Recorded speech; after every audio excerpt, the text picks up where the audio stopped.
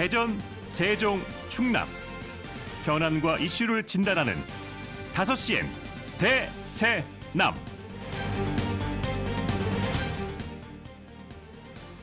안녕하십니까. 5시엔 대세남 박명원입니다. 꽃다발은 집에서, 인사는 학교 밖에서. 코로나19 속 졸업식의 풍경은 이랬습니다. 외부인 출입이 제한되면서 가족의 축하는커녕 졸업 기념 사진조차 찍을 수가 없었죠. 그리고 3년 만에 굳게 닫혀있던 교문이 활짝 열렸습니다.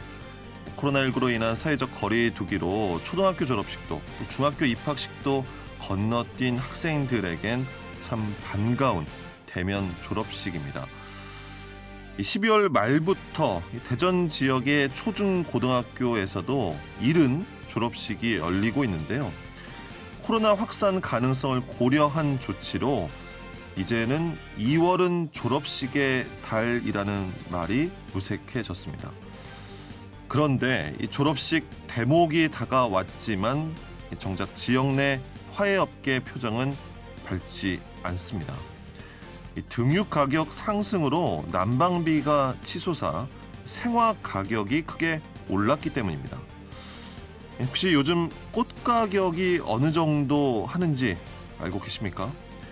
보통 장미꽃 10송이 기준인 한 다발이 5만 원 정도에 팔리고 있는데요. 지난해 같은 기간 3만 원보다 무려 40%가량 가격이 올랐습니다. 졸업식 꽃으로 가장 인기 있다는 프리지아 경우에는 10송이 기준 소매 가격이 지난해 7,000원에서 올해 또 만원으로 30%가량 상승했습니다.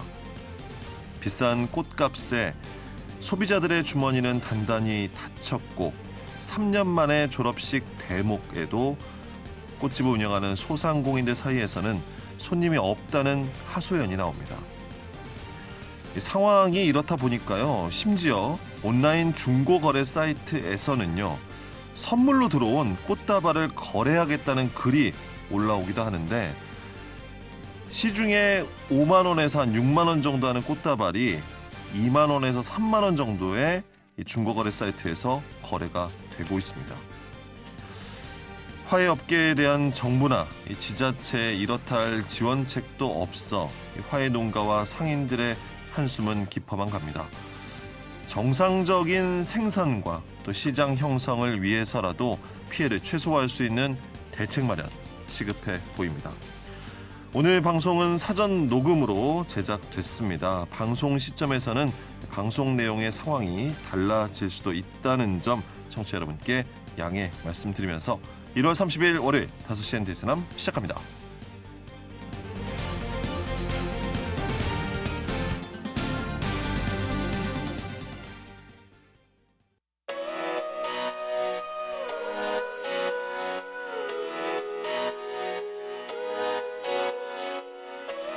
다섯 시엔 대세남은 여러분의 참여로 이루어집니다. 문자로 참여하실 분은 단문 50원, 장문 100원의 유료 문자 샵 2309로 의견 남겨주세요. KBS 대세남 유튜브 채널과 페이스북과 카카오톡 채널은 5시엔 대세남에서 무료로 참여하실 수 있습니다. 의견 보내주시는 분들께는 모바일 상품권 보내드립니다. 여러분의 뜨거운 참여 기다리겠습니다. 네, 월요일 5시엔 대세남 키워드로 보는 뉴스 브리핑 먼저 만나겠습니다. 팟캐스트 아는 것입니다. 정진호 PD 자리했습니다. 어서 오십시오. 네, 안녕하십니까. 정진호입니다. 네, 오늘 첫 번째 키워드부터 알아볼까요? 네, 오늘 첫 번째 키워드는 예견된 위기에 잘 대응해야겠습니다로 정해봤습니다. 내용 전해 주시죠. 네, 코로나 장기화와 고금리 등으로 최근 부동산 시장이 상당히 좀 얼어붙어 있죠. 그런 가운데서도 지난해 대전시 전체 지방세 수입이요. 전년 대비 1,244억 원이 늘어난 2조 6,355억 원이 거쳤다고 합니다. 지방세 가운데 상당 부분이 부동산 관련 세금이라는데 그런데도 세수가 증가를 했네요. 네, 맞습니다. 지난해 대전시가 거둔 지방세는요. 2조 1,741억 원이고요. 자치구에서 거뒀던 지방세가 4,614억 원이었습니다. 이게 이제 전년 대비 5% 정도 증가한 수치거든요. 주요 항목별로 보면은 지방 소비세가 6,836억 원 거쳤고요. 뒤를 이어서 취득세가 5,710억 원 거쳤습니다. 그리고 이제 지방 소득세 4,760 2,969억 원, 재산세 2,960억 원, 그리고 자동차세도 2,017억 원이 거쳤습니다. 예. 세수 증가 요인 어떻게 좀 분석이 되고 있습니까? 네, 일단은 그 소비 관련 세금이 좀 늘었고요. 그 기업 실적이 호조를 보이면서 법인 소득세도 이제 크게 증가한 것으로 분석이 됐습니다. 하지만 앞서 말씀드렸듯이 이 부동산 경기로 인해서 그 취득세 크게 감소했는데요. 부동산 취득세는 전년 대비 19% 정도인 1,025억 원이 감소했습니다. 예.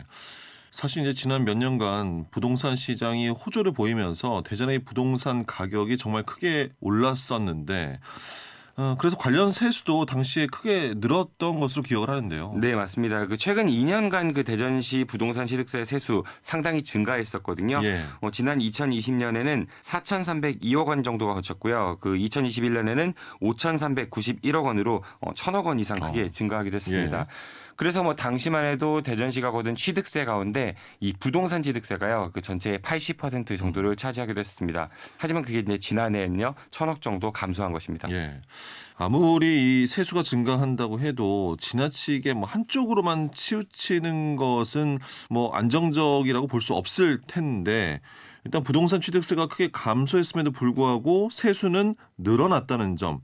재정을 운영하는 대전시로서는 좀 다행스러운 일로 볼 수 있겠어요. 네, 맞습니다. 이 한국부동산원에서 발표한 그 부동산 거래 현황을 좀 보면요. 대전의 주택 매매량이 지난 2021년에는 25,324건에서요. 그 지난해에는 11,380건으로 크게 감소를 했는데요. 이 아파트 매매 거래량도 60% 정도 감소했고요. 토지 매매량도 절반 가까이가 줄었습니다. 그럼에도 세수가 증가했다는 거는 지난해 경제 상황이 그리 나쁘지만은 않았다. 이걸 좀 반증하는 거라고 볼 수 있거든요. 예. 그런데 문제는 올해입니다. 물가하고 금리가 상승이 계속되고 있죠. 이러면서 아무래도 경기가 크게 위축될 수밖에 없고요. 또 이제 현재 수출 시장도 좋지 못한 상황이라서 기업들의 법인 소득세도 상당한 영향이 끼칠 수밖에 없어 보입니다. 여기에다가 이제 부동산 시장마저 계속 얼어붙어 있어가지고 올해 세수 상황은 그리 낙관적이라고 보긴 좀 어려워 보입니다. 모두 뭐 놀라게 했습니다. 뭐 가스요금 폭등으로 해서 소위 난방비 폭탄을 맞게 됐고요. 여기에 이제 원자재값 상승으로 공공요금 인상도 줄줄이 이미 예고가 돼 있거든요. 참 걱정입니다. 네, 맞습니다. 그래서 이제 대전시가 이 세수 예측을 좀 더 세밀하게 할 필요가 있어 보이는데요. 민선 8기 공약 사업으로 현재 그 대규모 토목 사업이 줄줄이 예고되어 있죠. 그리고 이 가운데 상당수를 행정 절차 간소화 그리고 뭐 재정 부담 덜기 위한다면서 민자 유치로 지금 추진을 하고 있는데요. 그런데 다들 아시다시피 그 대규모 민자 유치 사업은 시민 부담으로 돌아올 수 있는 여지가 좀 크기 때문에 신중히 결정해야 한다. 뭐 이런 전문가들의 지적도 많습니다. 예. 이 정확한 세수 예측 그리고 이제 또 시민 부담이 적어지면서 공동체의 안정을 꾀할 수 있는 그런 한 해가 될 수 있도록 대전시가 꼼꼼한 준비를 해야 할 것 같습니다. 예. 두 번째 키워드 알아볼까요? 네, 두 번째 키워드는 좋은 시도 하지만 넘어야 할 산이 많아 보입니다로 정해봤습니다. 좋은 시도 어떤 시도입니까? 세종시가 얼마 전 올해 주요 업무 계획을 발표했습니다. 세종시는 올해가 세종의 미래 100년을 좌우할 아주 중요한 시기라면서요. 자족, 교통, 미래도시 그리고 한글이라는 네 가지 주요 분야를 중심으로 이 미래 전략 수도를 향해 나가겠다. 이렇게 올해 시정 계획을 발표했습니다. 예. 자족, 교통, 미래도시 뭐 그간 많이 나온 그런 이야기기도 한데 한글이 눈에 좀 띄는군요. 네, 이 도시 이름이 세종이고요. 뭐 세종대왕께서 훈민정음 창제를 주도했던 인물이라서 뭐 이런 목표를 세운 게 아닌가 싶기도 한데요. 세종시는 지난 10년간 중앙행정기관과 국책연구단지 등 많은 기반시설이 입주하면서 세종시가 실질적인 그 대한민국 행정수도로 성장을 했지만은 이 행정기능을 제외하고는 아직 부족한 점이 많다고 그러면서요. 이제 자족 경제 도시를 만들기 위해 대전 세종 경제자유구역 지정을 추진하겠다 이런 계획을 발표했고요. 네. 올해 하반기에 지정 승인받을 수 있도록 노력하겠다 이런 포부도 함께 곁들였습니다. 예. 그리고 KTX 세종역 설치를 둘러싼 갈등도 그렇고요. 뭐 현실은 그런데 녹록지 않습니다. 네, 뭐 하다못해 저희 방송에서도 여러 번 지적해드린 그 택시 영업구역 문제도 그렇고요. 그렇죠. 그래서 이런 뭐 거시적인 명제에 앞서가지고 이 세밀한 부분에 대한 해결책 마련이 좀 먼저 필요하지 않나 이런 생각이 들기도 하는데요. 그리고 이제 앞서 한글 관련 부분도 올해 이제 주요 추진 분야에 포함됐다고 말씀드렸었죠. 예. 이 세종시는 비단강을 뜻하는 금강 위에 빛나는 한글 문화 수도를 만들겠다면서요. 올해 그 한글 관련 기념행사도 좀 확대하고 한글 문화단지 설치를 위한 기본 계획도 확립하겠다 이런 계획도 밝혔습니다. 이 구체적인 내용을 보면은 5월에는 세종대왕 나신날 행사를 진행을 하고요. 예. 그리고 한글날이 있는 10월에는 세종축제와 연계한 그런 한글날 기념행사도 좀 확대하겠다 그런 예정도 밝혔습니다. 그리고 한글 특화거리 사업 대상지 한개소도 추가로 공모를 하고 예쁜 한글 간판 거리 조성해서 이 한글 사랑 도시로 거듭나겠다 이런 계획도 밝혔습니다. 예. 한글을 이 세종의 도시 콘텐츠로 만들어 보겠다라는 것이네요. 아무래도 최민호 시장이 과거 행복청장 시절에도 관련 이제 정책들 많이 펼쳤으니까 그런 게 아닌가 싶기도 한데 어쨌든 세종시의 도시 정체성, 상징성을 생각해 볼 때 의도는 뭐 좋아 보입니다. 네, 그렇게 볼 수 있을 것 같은데요. 세종시는 오는 10월에 열릴 그 2023 세종축제에서 지역 학생들을 대상으로 세종시 교육청과 함께요. 초등부, 중등부, 고등부로 나눠서 뭐 받아쓰기, 짧은 말 짓기 등의 형식으로 이 학생들의 한글 맞춤법 실력을 겨루는 대회도 좀 추진한다고 하니까 예. 뭐 이런 것도 좀 의미 있어 보입니다. 이 참고로 우리나라에서요 이런 맞춤법 경연 대회 이번이 처음이라고 합니다. 그렇군요. 예, 거기에다가 그 한글 문화단지에 한글 사관학교와 한글 문화체험실 같은 것들도 마련한다고 하니까 이런 인프라가 좀 잘 조성이 돼서 세종시가 한글의 상징으로 잘 자리 잡으면 좋겠다. 뭐 이런 생각이 들기도 합니다. 역대 세종시장들도 사실 이런 사업들 비슷한 것들을 안 한 것들은 아니었는데 결과가 이렇게 썩 와닿지는 않았었어요. 네, 그게 좀 우려되는 지점이기도 하거든요. 역대 그 세종시는요, 2011년부터요, 도로명과 아파트 명칭을 순 우리말로 쓰기로도 했고요. 또 이제 세종시의 각 부서 이름을 한글로 표기하기도 했습니다. 그리고 이제 집현전 학사 출신의 박팽년 선생의 태생지인 이 전이면에서요. 세종대왕이 눈병을 고쳤다는 약수를 기리는 그런 왕의 물 축제를 열기도 했었습니다. 그밖에 뭐 세종대왕이나 한글 관련 뮤지컬 공연 이런 것들, 뭐 전시회 이런 것도 좀 열었었는데요. 하지만 이런 것들이 이 지속 가능성과 확장성이 부족했다. 뭐 이런 평가도 많이 받았습니다. 그러니까 뭐 이름이 세종시라서 한글을 거기에 끼워 맞춰 뭐 시설이나 행사 위주로 할 것이 아니라 실제 사람들을 끌어들일 수 있는 뭐 실효성 또 확장성 등을 고려한 콘텐츠 개발이 중요하다는 거군요. 네, 그렇습니다. 그리고 다른 지자체와의 차별성도 좀 신경 써야 할 부분이기도 한데요. 실제로 경기도 의왕시에서는 갈미 한글 축제를 열면서 이 한글 캘리그라피 퍼포먼스와 한글 겨루기, 자음 모음 보물찾기, 순 우리말 문제풀이 등의 그 프로그램도 운영을 하고 있고요. 예. 또 이제 세종대왕의 능이 있는 경기도 여주시에서는 아예 이제 문화재단 명칭을 여주세종으로 만들었고요. 그런 다음에 뭐 한글 축제를 계속 열면서요. 지난해에는 세종 1446 뮤지컬을 그 여주에 있는 세종국악당에서 선보이기도 했었습니다. 또한 뭐 훈민정음 해례본이 출토됐던 서울시 도봉구에서도요. 한글 축제를 열면서 훈민정음 해례본 탁본 체험 등의 행사를 진행하기도 합니다. 예, 이 세종시가 한글의 수도로 이렇게 도시 정체성을 만들어 가기 위해서는 할 일이 많겠네요. 네, 맞습니다. 이게 단순히 뭐 도시 이름에만 좀 기댈 게 아니라요. 진정한 한글 중심 도시가 되기 위해서는 세종시가 좀 더 치밀한 그리고 세밀한 준비를 해야 되지 않을까 싶습니다. 네, 여기까지 듣겠습니다. 키워드로 보는 뉴스 브리핑 지금까지 팟캐스트 하는 것입니다. 정진호 PD였습니다. 수고하셨습니다. 고맙습니다.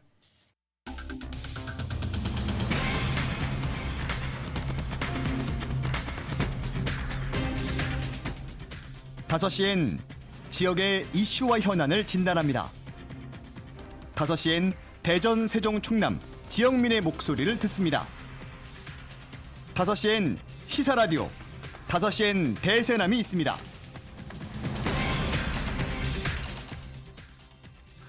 네, 월요일 5시엔 대세남 함께하고 계십니다.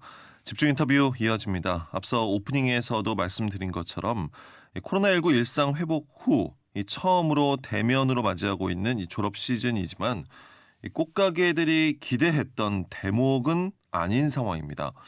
올해는 온실 유지에 필수적인 이 유류가 폭등으로 꽃 가격이 천정부지 올라서 소비자들이 지갑을 쉽게 열지 못하고 있기 때문인데요. 장기화되고 있는 경기 침체 속에서 지역 화훼업계 상황 어떤지 들어보도록 하겠습니다. 지역에서 꽃집을 운영하고 계시는 소상공인 한 분과 전화 연결해 볼 텐데요. 유수경 사장님 전화 연결돼 있습니다. 사장님 안녕하십니까? 네, 안녕하십니까. 예. 자, 1월이 시작되면서 학교마다 졸업식이 열리고 있습니다. 그간 긴 시간 이 코로나19 확산 여파로 입학식이며 졸업식이 사실상 이제 대면으로 진행이 되지 못하고 온라인으로만 되면서요. 화해업계가 큰 타격을 받았었는데 대면으로 이제 열리니까요. 대목을 기대하셨을 텐데 대목은커녕 손님들의 발길이 줄었다고요. 업계 분위기가 어떻습니까? 네, 저희는 모처럼 졸업식이 대면으로 열린다고 해서 기대가 컸습니다. 그런데 이제 보통 졸업식이 있는 1, 2월에는 꽃집들이 한창 분주하게 바쁘게 움직이고 있거든요. 예. 몇 년 전에는 여러 사람들이 도와서 꽃다발을 만들 정도로 아주 바빴는데요. 요즘 꽃집들은 그런 모습은 찾기가 어렵고요. 저도 한 15년 이상 꽃집을 운영하고 있는데요. 예. 요즘 같은 때는 꽃이 많이 팔려도 남는 게 하나도 없기 때문에 좀 걱정이 되고요. 예. 그리고 저희가 3년 만에 대면 졸업식이 개최되면서 오랜만에 맞은 대목인데요. 국산꽃 가격이 천정부지로 오르면서 상인들이 근심이 가득하고요. 여기에 이제 난방비와 포장비 값, 인건비 등의 비용이 너무 많이 올랐기 때문에 예. 꽃을 사려는 손님들이 부쩍 줄었죠. 꽃값이 비싸다 보니까. 연초면은 사실 네. 인사철이잖아요. 관련해서 뭐 선물용으로 나가는 꽃이나 화분도 많지 않습니까? 이런 것도 많이 줄었어요. 이 꽃을 받아서 관리하기가 조금 어렵다 생각하시는지 다른 대체품으로 많이들 예. 바꾸는 바람에 예전 같지 않고 선물류가 많이 줄었습니다. 사장님 꽃 가격이 실제 네. 어느 정도나 올랐습니까? 지금 꽃 가격이 도매 가격은 2배 넘게 좀 올랐고요. 평소 이제 3만 원이면 구매할 수 있던 꽃다발은 5만 원 정도를 줘야 하고요. 예. 5만 원짜리는 7만 원 정도를 가져야지만 살 수 있습니다. 장미가 지금 한 단 정도는 뭐 5만 원 정도 뭐 이렇게 소비자들께서 구입을 하셔야 되는데 네. 예전에는 그 졸업식에 막 5만 원, 10만 원 뭐 이렇게 가격이 높은 것들도 많이 사가셨는데요. 지금은 들어오면 무조건 작게. 왜냐면 이 꽃 선물보다는 다른 걸로 대체를 하시는 분들이 많기 때문에 그렇게 해서 전체적으로는 저희가 한 50% 이상은 꽃값이 올랐다고 보셔야 돼요. 그러니까 꽃다발을 사가시는 지금의 분위기 자체가 예전에는 좀 비싼 꽃다발을 하셨다고 하면 그것도 좀 저렴한 꽃다발로 바꾸는 분위기이고 대체품도 찾는 그런 분위기이고 도매 가격이 2배 넘게 오른 상황임에도 불구하고 사실 소매 가격을 함께 올리기는 어려우실 텐데 그런 상황에서 여러모로 뭐 관리비며 포장지 값도 많이 올라 있는 상황에서 여러 어려움이 함께 있지 않을까 싶은데요. 예년보다 졸업식이 일찍 시작이 됐습니다. 이게 학사 운영에 대한 학교의 재량권이 커지면서 이 졸업식을 일찍 하게 된 학교들이 많은데 이런 분위기가 꽃가격 상승을 부추긴 원인이다 이런 지적을 하는 내용도 있더라고요. 이건 어떻게 생각하십니까? 네, 맞습니다. 그 코로나 여파로 가격이 폭등한 이후 지금 화훼 농가가 상당수가 문을 닫고 다른 장목으로 전환을 하는 농가도 많다 보니까 공급이 원활하지 않은 데다가 그 학교 졸업식이 다 같이 몰려 있잖아요. 예. 그런 데다가 이제 뭐 유관기관이라든지 관공서라든지 이런 분들도 이제 연말 되면 수상자들 시상식도 같이 겹쳐 있고, 네. 그러니까 예, 공급하고 수요가 맞지 않다 보니까 꽃값이 막 천정부지로 오르는 데다가 도매 꽃집들은 또 자기네들이 비싼 때 내놓으시려고 또 쟁여놨다가 꽃도 네, 그렇게 장기간 보관이 됩니까?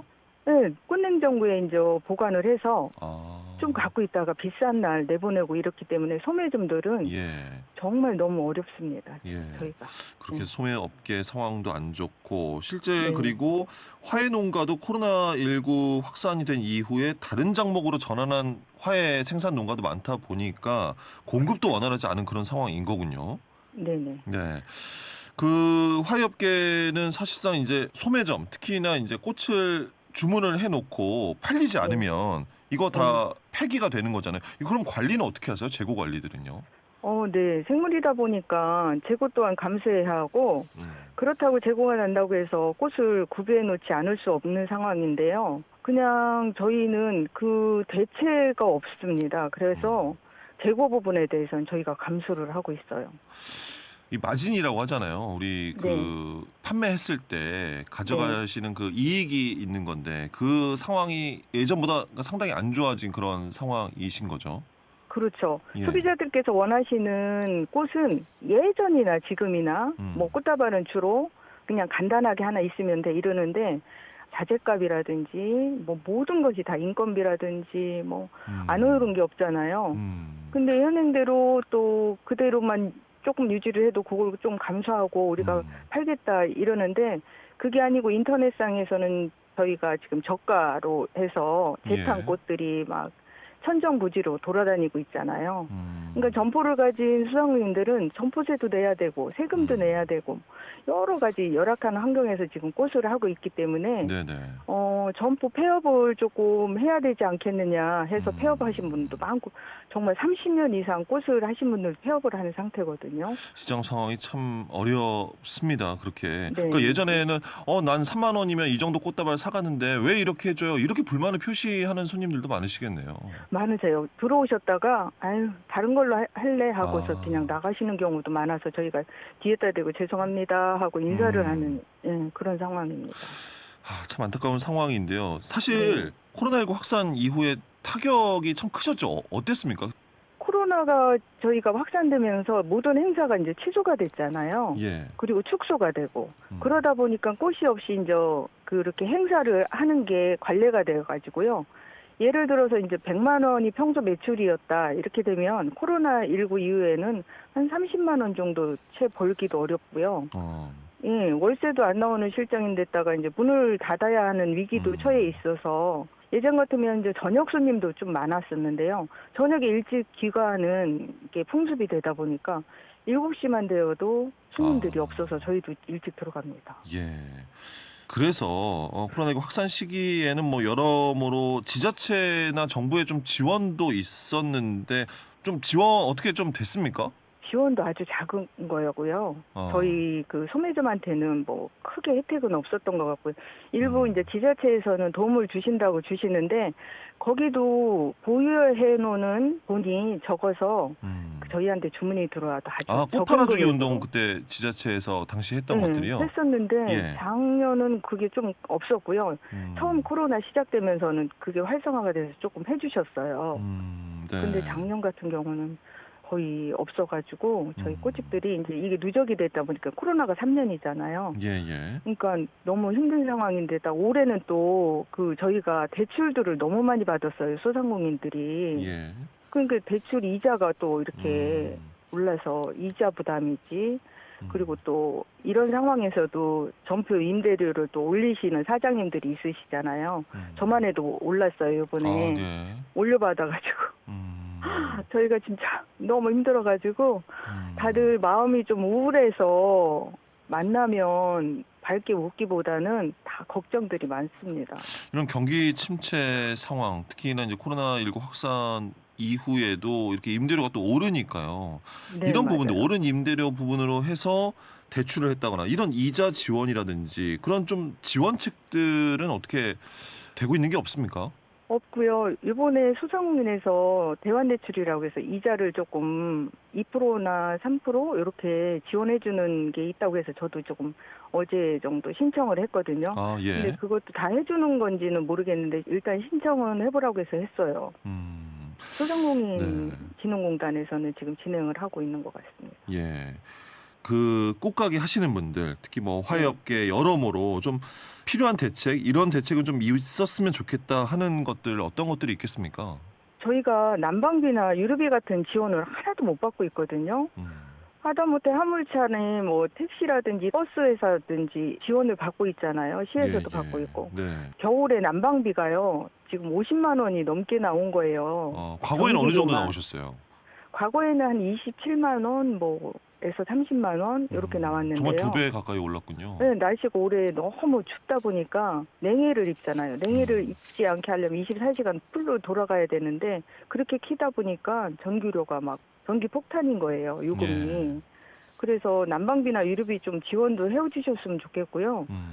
그리고 좀 도소매가 분리가 안 되다 보니까 저희 소매점에는 도매점에서 가져와서 판매를 하다 보니까 좀 도매점에 치여서 소매점이 판매하는 가격이 좀 높다 보니까 예. 일반 손님들이 도매점으로 많이 가고요. 그리고 화환이나 이 근조 축화 이런 거 같은 경우는 재탕화환이 많이 되고 있잖아요. 그게 근절되지 않아서 저희가 대전에 보면 대전 화환협동조합이라고 설립을 해서 꽃집들이 이 재탕화환을 좀 근절을 하자 해서 예. 저희만이라도 좀 새 곳으로 나가자 해서 조합을 설립을 해서 저희가 하고 있는데요. 그것도 잘 안 되고 있습니다. 그래서 이런 거 걱정도 많고요. 그리고 농가와 이제 직거래를 하면 좋은데 저희가 이제 농가에서 도매점으로 갔다가 도매점에서 소매점으로 오는 과정에서 꽃도 많이 손상이 되고요. 그리고 가격 면에서도 저희 소매점한테 올 때는 도매점을 거치기 때문에 예. 비싸고요. 그래서 이런 것들이 조금 하나라도 좀 개선이 되면 너무 좋을 것 같고요. 이 꽃이라는 게 그 선물 문화이다 보니까 꽃집에서만 파는 게 아니고 큰 마트에서도 팔고 슈퍼에서도 팔고 뭐 쌀집에서도 팔고 막 이러다 보니까 다른 업종들의 상품들은 거기서만 팔잖아요. 문구점이면 문구 예. 이렇게 파는데 저희는 또 그게 아니고 막 여러 군데서 이렇게 같이 꽃을 팔다 보니까 꽃집들이 정말 너무 힘든 상황입니다. 예. 어려운 상황과 좀 달라졌으면 하는 그런 네. 이야기까지 말씀 들었습니다. 사장님 오늘 말씀 여기까지 듣도록 하겠습니다. 연결 감사합니다. 네, 감사합니다. 네. 집중 인터뷰 오늘은 꽃집을 운영하시는 유수경 사장님에게 이 폭등한 꽃값에 어려움을 겪고 있는 지역 관련 업계 상황 들어봤습니다.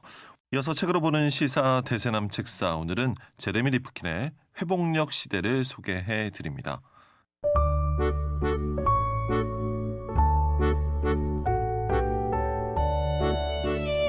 사회 이슈와 현안을 한 권의 책으로 말합니다. 희망의 책과 함께하는 책으로 보는 시사 대세남 책사. 희망의 책 대전본부 이선배입니다. 오늘 소개할 책은 회복력 시대입니다. 육식의 종말, 노동의 종말, 소유의 종말 등 종말 시리즈로 유명한 미래학자 제러미 리피킨이 2022년 펴낸 최신작입니다. 미국 핵 과학자에는 지난 1월 24일 지구 종말 둠스데이 시계의 초침이 23시 58분 30초를 가리키고 있다고 발표했습니다. 이로써 지구 종말까지 남은 시간은 단 90초입니다. 1947년 자정 7분 전으로 시작한 시계는 핵무기 경쟁, 기후위기, 신종 코로나 바이러스 감염증 등으로 2019년 자정 2분 전으로 당겨진 이후 러시아와 우크라이나 전쟁이 지속되며 전술핵 및 생화학 무기 사용 우려마저 높아지자 지구 종말이 90초 앞으로 다가왔다고 경고한 것입니다. 1년 가까이 계속되고 있는 러시아 우크라이나 전쟁은 수천 킬로미터 떨어진 먼 나라만의 일이 아닙니다. 얼마 전 각 가정마다 도시가스 요금 폭탄, 전기요금 폭탄을 맞아 쑥대밭이 되었습니다. 인류는 왜 스스로 이런 고통을 자초하는 것일까요? 파멸의 길로 달려가는 것일까요? 회복력 시대의 저자 제러미 리프킨은 그 원인으로 효율성을 지목합니다. 그동안 풍요와 진보를 이끌었던 효율성을 숭배하는 약탈적 자본주의 시스템이 인간을 지구의 지배적인 종으로 우뚝 서게 했지만 동시에 천연 자원이 유한한 지구를 파멸로 이끌고 있다고 진단합니다. 지구 전체 바이오매스의 1%가 안 되는 호모 사피엔스가 2050년에는 지구 전체 광합성에 따른 순 1차 생산량의 44%나 서서 동료 생물들을 거대한 지질학적 묘지로 데려가고 있다고 질타합니다. 솔직히 이 책을 읽으며 무척 불편하고 당혹스러웠습니다. 효율적인 것이 좋은 것 아닙니까? 그 효율성이 오히려 우리 스스로를 파괴하고 있다니 책을 읽는 내내 힘들었습니다. 그러면 우리가 어떻게 해야 할까요? 저자가 제시한 방안은 생명애입니다. 공감과 애착의 확대입니다. 우리 인간종의 공감적 진화는 종교적 관용의 확대, 노예제의 폐지, 고문 금지, 집단 학살의 범죄와 민족 거버넌스와 인권의 발달을 가능하게 했다며 이러한 공감적 진화를 동료 생명체로 확대하는 생명의 의식이 싹들 때 회복이 가능하다고 주장합니다.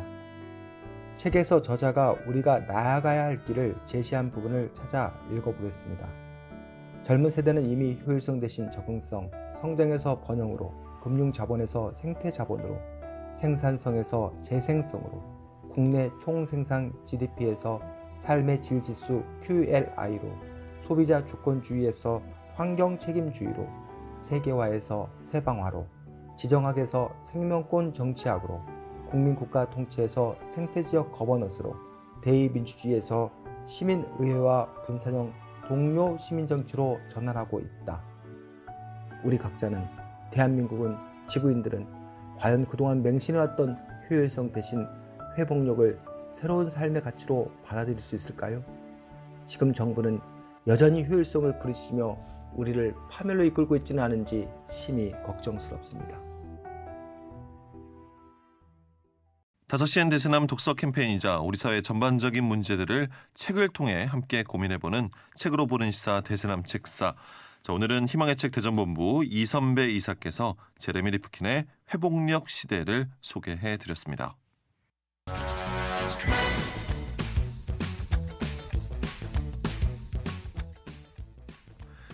네, 이어서 취재신문 기자들의 날카로운 시선으로 지역의 이슈를 진단해보는 방송을 탄 기자단, 이른바 방탄기자단 함께 하겠습니다.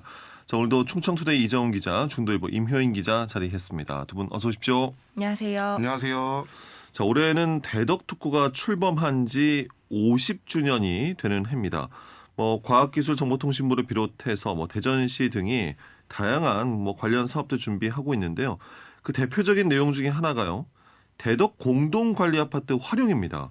이게 10여 년째 사실상 흉물로 방치가 되고 있는데 오늘 방탄기자단과 대덕 공동관리아파트 상황 등에 대한 이야기 나눠보도록 하겠습니다. 이 공간에 대해 사실 보시긴 했지만 이게 그 대덕 공동관리 아파트인가 하시는 분들도 계실 것 같고 잘 모르시는 분들 많으실 것 같아요. 대덕 공동관리 아파트 어떤 공간입니까? 네, 일단 위치는 이 대전 신세계 백화점 위에 그 유성 소방서가 있는데 이 맞은편에 위치한 지금 건물입니다. 대덕 공동관리 아파트는 1979년도에 이제 해외 우수과학자들의 유치를 위해 보금자리로 마련됐던 어떻게 보면 대덕 특군의 큰 상징성을 가지고 있는 이런 건물이기도 한데요. 예. 하지만 이 건물이 노후화되면서 결국 지난 2001년부터 재건축 논의가 이어지다가 2012년에 결국 좀 퇴거 조치가 되면서 사실상 어떻게 보면 2012년부터 현재까지 이렇게 한 10여 년이 넘도록 방치가 되어 오고 있는 상태입니다. 예. 저도 대전에 처음 왔을 때 사실상 좀 놀랐었어요. 저게 뭐지? 저렇게 약간 방치되고 있는 아파트 단지가 있네라고 했었거든요. 혹시 두 분은 취재를 위해서 지금 현장을 가보신 적이 있습니까? 저는 취재를 하기 위해서 아파트를 가본 적도 있지만 대전 시내에서 대덕특구 쪽으로 그 안에 연구원들이 많잖아요. 네. 차를 타고도 항상 다니는 길목에 있기 때문에 자주 보고 있는데 아파트 단지 안으로 들어가서 한번 상태가 어떤지 본 적이 있어요. 예. 근데 그 아파트는 입구가 막혀 있는 상황이고 곳곳에 유리창이 깨져 있고 여름이면은 풀이 무성하게 자라 있고 누가 했는지는 모르지만 라카 스프레이로 낙서도 돼 있고 방치되고 있는 상황입니다. 예. 해외에서 우수 과학자들을 유치하기 위한 그러면서 거주할 수 있는 공간을 마련한 것인데 모든 분들이 이제 퇴거 조치가 된 상황이고 이후에도 어쨌든 활용 방안을 찾기 위한 시도들은 있지 않았습니까? 네, 이 공동관리 아파트가 처음에 해외 우수 과학자들을 유치하기 위한 공간으로 쓰였다가 나중에는 대덕특구에 있는 연구자들이 사는 그런 아파트였어요. 공동관리 아파트가 지금 원자력 연구원, 표준연, 이런 출연연과 다른 과학기술 기관들이 7개 기관이 같이 소유하고 있는 상황입니다. 그러니까 공동 소유가 되어 있는 상황인 네, 거죠? 그 각각 지분이 조금씩 다 다르게 갖고 있는 상황인데 소유 관계가 복잡하다 보니까 이거를 한 번에 팔기도 어렵고 누가 어떻게 쓰기도 어려운 상황이어서 활용 방안을 놓고 말이 되게 많았습니다. 그러다가 작년에 국가과학기술연구회라고 NST라고 이제 통상 하는데 출연연을 이렇게 관리 감독하는 그런 기관인데 NST를 중심으로 해서 여기를 어떻게 활용할지에 대해서 집중적으로 논의를 했고 그 결과가 나왔습니다. 네. 근데 되게 소유 기관이 많다 보니까 누구는 여기를 주거 공간으로 해야 된다, 누구는 여기를 컨벤션 공간으로 해야 된다, 여기를 시민들을 위한 공간으로 해야 된다, 이렇게 의견이 다 이게 다양했기 소유하고 때문에 있는 기관들마다 의견이 네. 상당히 달랐던 네. 거군요. 네. 그러니까 사실 뭐 쉽게 정리를 하자면 소유 기관이 좀 7개 기관이 여기 부지를 소유하고 있다 보니까 다 각기 다른 의견이 나올 수밖에 없었고, 때문에 과학에서 이제 대표 기관인 NST가 자기네들이 단독적으로 맡아서 이렇게 뭐 새로운 방향에 대해서 활로 모색을 하겠다라고 해서 사업 추진을 했지만, 결과적으로 뭐 현재까지도 뭐 이렇다 할 전략은 좀 나오지 않고 있는 상황입니다. 예, 대덕특구 중심에 위치한 보기 좋지 않은 건물이 하나 또 있습니다. 대덕문화센터. 이곳 KBS 대전총국과도 가깝고요. 사실 대전에서 외지로 나갈 때 고속도로를 이용하기 위해서 가는 길목에 또 있거든요. 그러면서 저 건물 역시 저도 대전에 처음 왔을 때 저건 또 뭐지라는 생각을 하게 했던 그 건물인데, 이 대덕문화센터가 사실 소유권 분쟁으로 이곳 역시 10년 넘게 사실상 또 흉물로 방치가 되고 있지 않습니까? 네, 사실 뭐 이 곳도 이 연구단지 복지시설로 지어지면서 뭐 과학자나 기업인들의 공간으로 쓰였다가 이 1993년도에 문을 열긴 했는데요. 뭐 하지만 지금 10여 년간 다양하게 임대를 하다가 2003년도에 이제 모건대 법인으로 인수가 되면서, 그랬었죠. 사실 뭐 되게 굉장히 좋은 위치에 어떻게 보면 밖에서 볼 때 되게 흉물로 남아있는 상황이거든요. 예. 뭐 언제까지 이것들을 계속 방치만 해둬야 될지, 좀 이렇게 새롭게 활용 방안만 나온다면 이 대덕특구를 찾는 첫 관문 자체가 정말 과학스럽게 바뀔 수도 있는데 좀 안타까운 생각이 들고 있습니다. 예. 사실 모건대학교가 이곳을 인수를 했을 때는 어쨌든 대학교니까 여러모로 활용이 될 거라고 생각했는데 이게 잘 안 됐어요.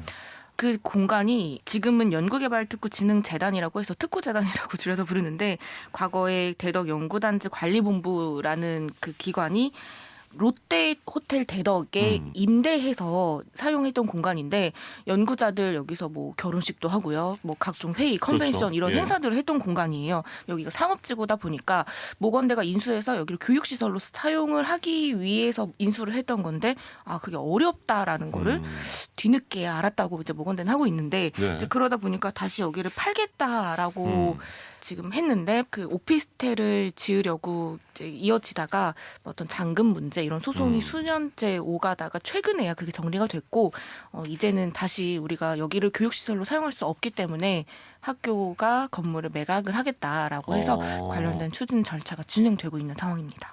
교육부로부터 매각할 수 있는 네. 승인을 받은 겁니까 지금? 네, 작년 11월에 교육부 매각 승인이 떨어졌고요. 앞으로 1년 동안 부지를 매각할 수 있게 됐고, 그래서 관련된 절차를 진행하고 있는 상황입니다. 네.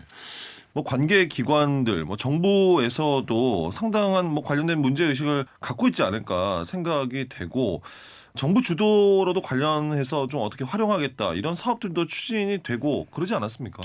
지난해 8월에 이제 NST에서 외부 용역을 통해 이 대덕공동관리아파트 활용 방안으로 이 대덕특구 오픈 사이언스 큐브라는 이런 명칭의 사업을 추진하려고 했었습니다. 네.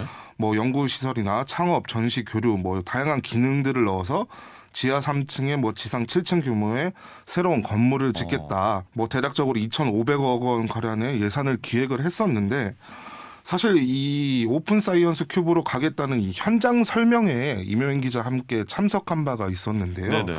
당시에도 사실 이런저런 말들이 많았습니다. 뭐 인근 유사 건물들과 기능 중복 문제라든지 뭔가 새로운 아이디어가 부족하다든지, 특히나 또 예산도 너무 커서 이 모든 사업을 담아낼 수 있을지 뭐 문제가 많았는데, 결국에는 뭐 최근에 예타를 선정하는 과정에서 문턱조차 넘지 못하고 어떻게 보면 사실 지금 원점부터 재검토하는 수순을 밟고 있는 상황입니다. 예비 타당성에서도 탈락을 한. 그렇다면 이제 다시 또 원점에서부터 논의가 시작돼야 한다는 거 아니겠습니까? 네, 그 사업비가 너무 커서 예비타당성 조사를 받아야 되는데 예비타당성 조사 대상에도 포함이 안 됐어요. 그러니까 이거는 과기부가 기재부한테 예타 신청을 하는데, 아니 이거는 안 돼, 갖고 가, 예타 대상도 안 돼라고 하면서 사업이 좌절이 된 겁니다. 네. 그래서 당장 지금 올해가 대덕특구 출범 50주년이기 때문에 되게 굉장히 좋은 시기였어요. NST에서도 그렇죠. 대덕특구 50주년을 맞아서 앞으로 이 공간이 이렇게 탈바꿈합니다라고 굉장히 좋은 기회였고, 그 기회를 노려서도 준비를 열심히 서둘러서 했던 건데, 예타 대상 포함이 안 되면서 다시 원점에서 논의를 해야 되는 상황이고, 그래서 최근에 대전시, NST 그리고 소유 기관 중에 3개 기관이 대표로 나서서 참여해서 TF를 꾸렸고요. 여기를 다시 어떻게 할지, 어떻게 활용할지에 대한 논의를 이제 다시 시작했습니다. 이제 다시 네. 시작을 하게 되는 거군요. 이렇게까지 좀 잘 안 되고 있는 상황에서 두 분은 어떻게 좀 전망을 하십니까? 관련해서요. 저는 뭐 일단은 TF팀을 통해서 오는 6월까지 뭐 새 방안을 좀 마련하겠다라는 게 이제 그들의 입장인데요. 저는 제가 생각하는 대로는 올 한 해 동안 아마 새 전략을 마련하는 데만 또 시간을 보내고, 또 다양한 행정 절차나 의견 수렴을 하는 과정을 거치다 보면 당장 뭐 2, 3년 내에 추진되기도 전 또 어렵다라고도 보고 있어요. 예. 때문에 이 사안 자체를 지금 과학기술계뿐만 아니라 이 지역사회에서도 좀 적극 나서서 새 활용 방안을 좀 찾는데 좀 적극 같이 함께 해줘야 되는 거 아닌가 생각이 듭니다. 예. 제가 예전에 취재를 나갔을 때 주변에 그냥 걸어다니는 분한테 혹시 여기가 어떤 공간인지 아냐라고 여쭤본 적이 있어요. 근데 그분이 여기 안다, 내가 여기 살았다라고 하시면서 네. 이제 외국에 있었는데 당시에 귀국해서 우리나라 과학기술 발전에 당신도 역할을 해라라고 해서 그분이 연구자가 오셨고, 제가 인터뷰한 분은 그분의 이제 배우자셨는데, 예전에는 이렇게 집까지 주면서 우리를 대우를 해줬는데 지금은 뭐 이 공간이 이렇게 된 것처럼 우리도 뭐 관심이나 지원이나 이런 대상에서 많이 벗어나 있는 것 같다. 과학자들조차 사실상 방치되고 있는 것이 현실이다라고 말씀하신 네. 거군요. 예. 네, 이 아파트가 이렇게 방치되고 있는 게 우리 과학자들에 대한 국가의 처우나 관심이 벗어나 오히려 있는, 그런 상징적으로 받아들이시는 그쵸. 거네요. 그분은 특히나 이제 거기 사셨던 공간이고 집까지 줄 테니까 여기 와서 새로운 삶을 살아봐라고 했던 거기 때문에 그렇게 더 느끼셨던 것 같아요. 그래서 한때는 그런 정도의 상징성이 있는 공간이 저렇게 아무것도 안 하고 뭐 풀이 무성하고 주차들을 하는 그냥 그런 공간으로 쓰이고 있다는 게 되게 아쉬운데요. 네. 여기가 7개 기관이 소유하고 있어서 어떤 결론을 활용 방안을 찾기가 어려운 부분도 있지만, 사실 대전시도 여기가 대덕특구가 있어서 대전시가 과학 수도라고 하는 건데, 대전시는 그냥 그 7개 기관, 또 국가 또는 뭐 과학기술정보통신부 이렇게 부처의 일로 좀 미루는 성격이 있지 않았나 하는 생각이 들고, 앞으로 지금 TF를 구성해서 활용 방안을 다시 찾겠다고 한 상황에서는 좀 대전시가 더 적극적으로 뭐 관련된 행정 절차를 도시계획을 바꾼다거나 아니면 뭐 대전시 예산을 투입한다거나 하는 부분에서 좀 더 적극적으로 활용 방안을 같이 찾아야 한다고 생각합니다. 그러니까 대전시의 역할이 사실 좀 아쉬워요, 분명히.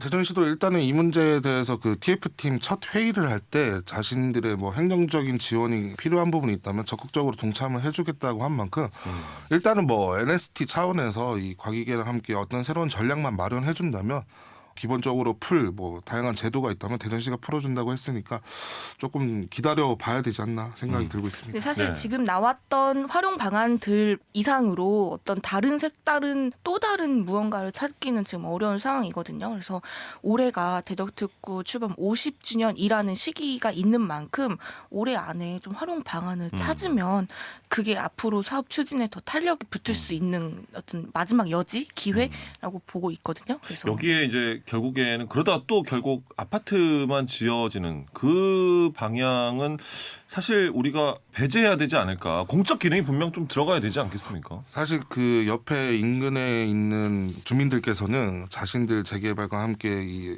전체 부지를 좀 아파트로 만들고자 하는 희망도 있지만, 사실 여기는 지금 공적 기능이 많이 담겨야 하는 만큼 정말 아파트라는 뭐 가치도 좋겠지만 좀 과학적인 시설이 들어갔으면 하는 바람입니다. 예.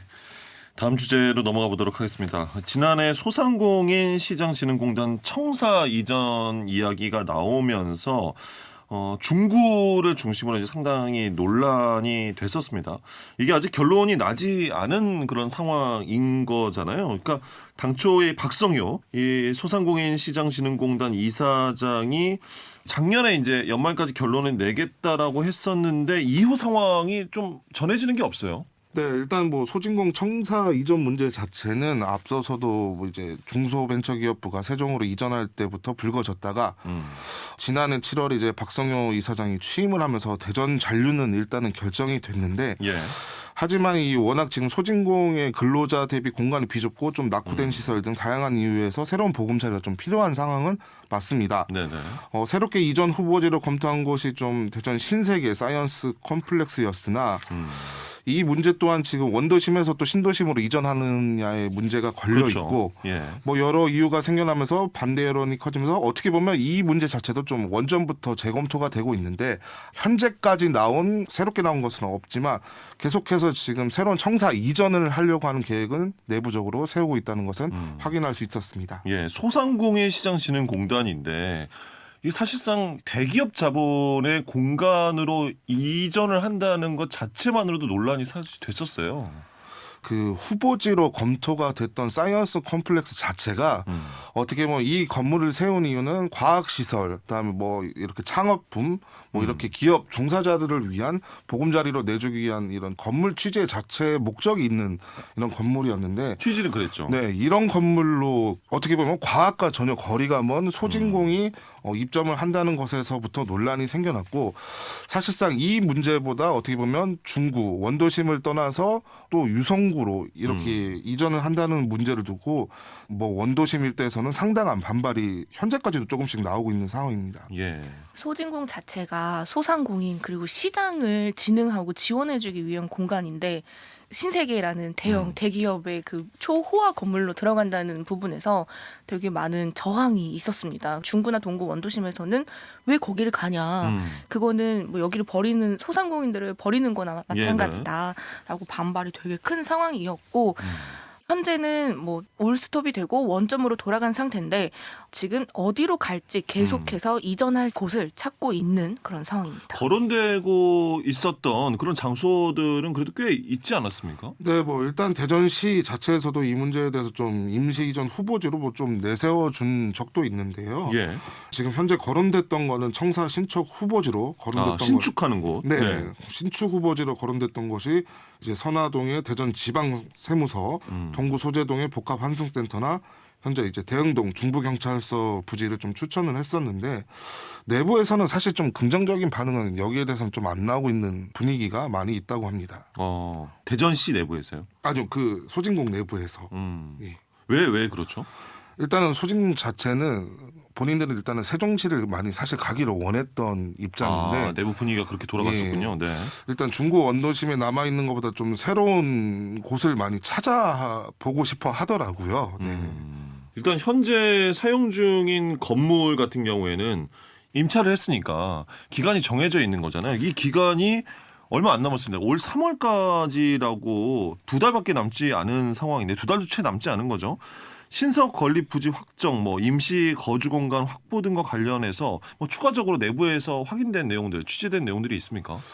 네, 일단은 워낙 지금 반발이 심하니까 원도심 자체를 떠나는 것은 어렵다고는 판단은 하고 있는 것 같습니다. 그러니 좀 새로운 부지나 청사를 건립하는 이런 기간은 좀 원도심에 놓고 일단은 임대를 갖다가 다시 청사가 신축이 완료되면 넘어간다는 건데 때문에 이 임대 자체를 지금 소진공을 받아줄 만한 규모 있는 건물이 이 사이언스 컴플렉스 말고는 지역에 마땅하지 또 않다고 하는 얘기가 있더라고요. 특히나 원도심에서 찾는다고 하면 또 쉽지 않은 문제일 수 있겠네요. 네, 그렇기 때문에 일단은 현재까지 좀 흐르는 분위기로서는 사이언스 컴플렉스로 일단은 임시적으로 뭐 한 2, 3년 동안 이전을 했다가 임대로 다시 이제 자신들의 건물이 이제 청사가 사옥이 건립이 되면 이제 그쪽으로 다시 이전하는 뭐 그런 전략을 세우고 있는 것으로 전해지고 있습니다. 예. 그 앞서 대전시가 소진공 측에 중구 대흥동에 있는 지금 대전 테크노파크가 들어선 삼성생명 빌딩에 들어가라. 거기에 우리가 시설을 일부 리모델링해서 이런 지원을 해주겠다라고까지 했는데 소진공 내부에서는 아니 거기도 건물이 낡고 좁아라고 하면서 일단은 거절을 해놓은 상태인데 이정훈 기자 말대로 뭐 지금 신세계 사이언스타운으로 들어갈 수도 있는 상황이고 아직 TP에 대해서도 대전시는 계속 테크노파크로 들어가라고 하고 있는 상황이어서 소진공이 좀 결정을 해야 되는 상황이고 그 시간은 정말 얼마 남지 않았습니다. 네, 원도심 특히 이제 중구의 소상공인들의 반발이 매우 큰 거죠. 중구뿐만 아니고 동구에 있는 소상공인들까지 엄청나게 반발하고 있는 상황이고요.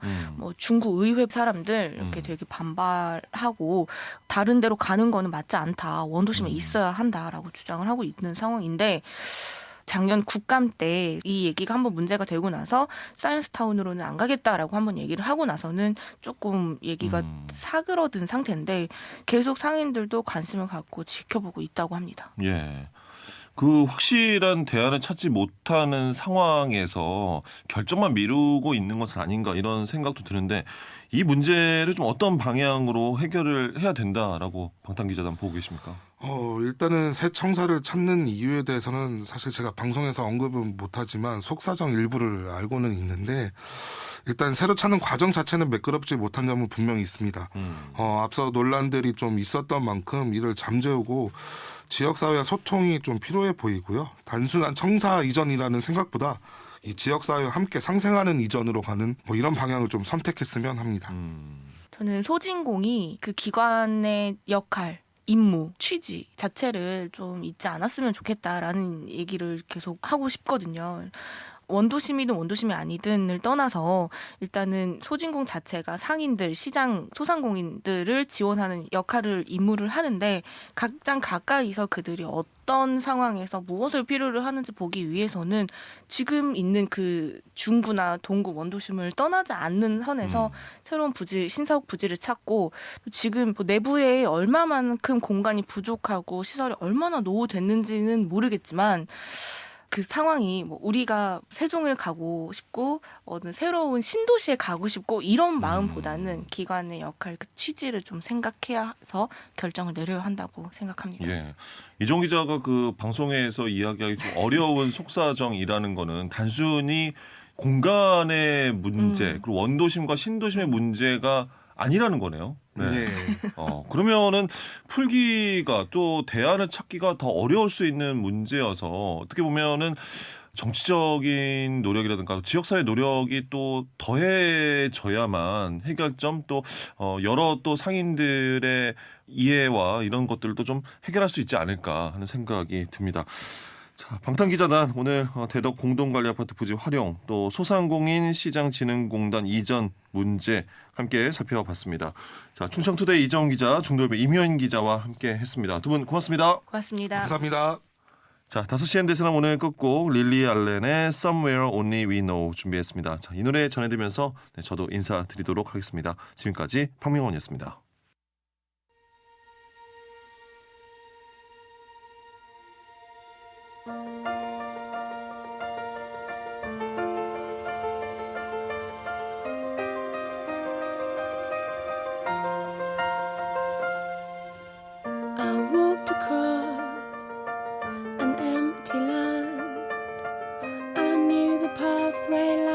Back of my hand, I felt the earth beneath my feet, sat by the river and it made me complete.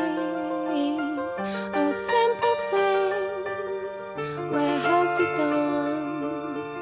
I'm getting tired and I need someone to rely on.